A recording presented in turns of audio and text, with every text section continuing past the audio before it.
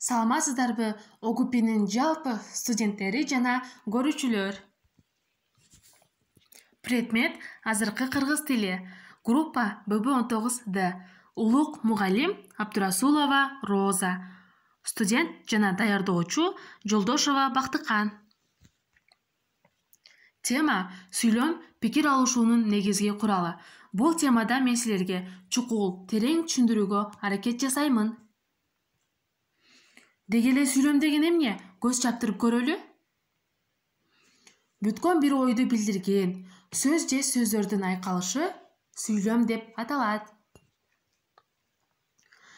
Тил пикир алышуунун куралы. Адамдар ортосундагы байланыш, баарлашуу, карым-катнашты тейлөөчү каражат болуп эсептелинет. Эгерде тил болбосо, өз ара пикир алышуу, биргелешкен эмгектин болушу да мүмкүн эмес. Турмушта пикир алышуу, катнаш, байланыш жасоо оозеки да жазуу аркылуу да ишке ашырылат. Ошондуктан тил аркылуу берилип жаткан ой-пикир угуу жана көрүү аркылуу кабыл алынат.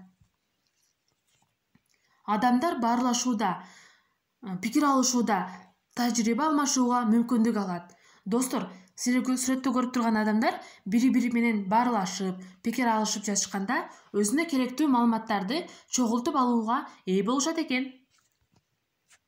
Сүйлөм тилдик закон боюнча грамматикалык жагынан уюшулган, кептин бир бүтүн бирдиги жана адамдын оюн уюштуруучу, ал жөнүндө башкаларга кабар берүүчү негизги каражат болуп эсептелинет. Сүйлөм ар кандай эле сөздөрдөн, кокусунан болгон жыйындысынан уюшула бербейт.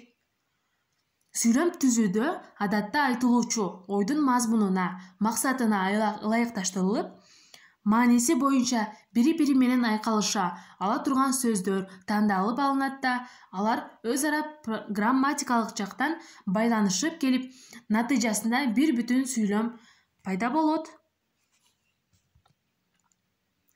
Эгерде жалпы тил илиминде, анын ичинде кыргыз тилинде баяндалган илимий материалдарды жалпыласак, анда сүйлөмдүн негизги белгилери деп төмөнкүлөрдү эсептөөгө болот.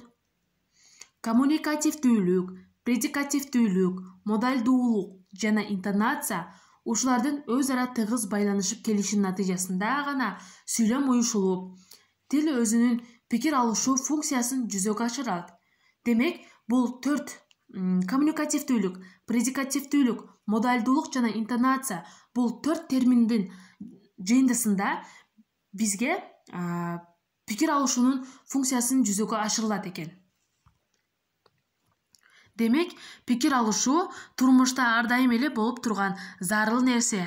Коомдун бардык мүчөлөрүн бири-бири менен байланыштыруучу, пикир алыштыруучу курал болуп эсептелинген. Тил катнашуунун негизги формасы катары дайыма сүйлөмдү пайдаланылат. Пикир алышуу грамматикалык жана психологиялык татаал процесс. Анын өзүнө тиешелүү мыйзамдары бар. Коммуникативдүүлүк категориясынын мааниси башка адамдарга бир нерсе жөнүндө кабар берүү, ниеттенүү. Ал эми кабар берүү үчүн сүйлөм түзүп талап кылынат. Демек, сүйлөм ойду билдирүү жана байланыш жасоо милдетин аткаруу бул биринчиден. Мына достор, бул сүрөттө 3 адам бири-бири менен пикир алышып, өзүнө керектүү маалыматтарды чогултуп жатышат. Экинчиден, коммуникация, коммуникатио латын сөзү, кыргызча мааниси байланыш, катнаш, кабар берүү, билдирүү.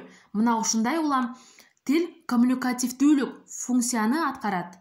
Башкача айтканда, тил байланыш, катнаш жасоонун каражаты дейбиз. Жапаровдун аныктасы менен бекемдөөгө болот. Пикир алышуу адамзат коомдун туруктуу зарылчылыгы болуп саналат. Тил бул маанилүү функцияны сүйлөм аркылуу жүзөгө ашырылат. Ошондуктан сүйлөм бүткөн ойду билдирип, катнаш куралы катары кызмат кылат. Сөз кичинекей денелүү. Анча байкалбаган нерсе болгону менен кереметтүү иштерди кыла турган улуу өкүмдар. Силер бул терминди жакшы түшүндүңөрбү? Ооба.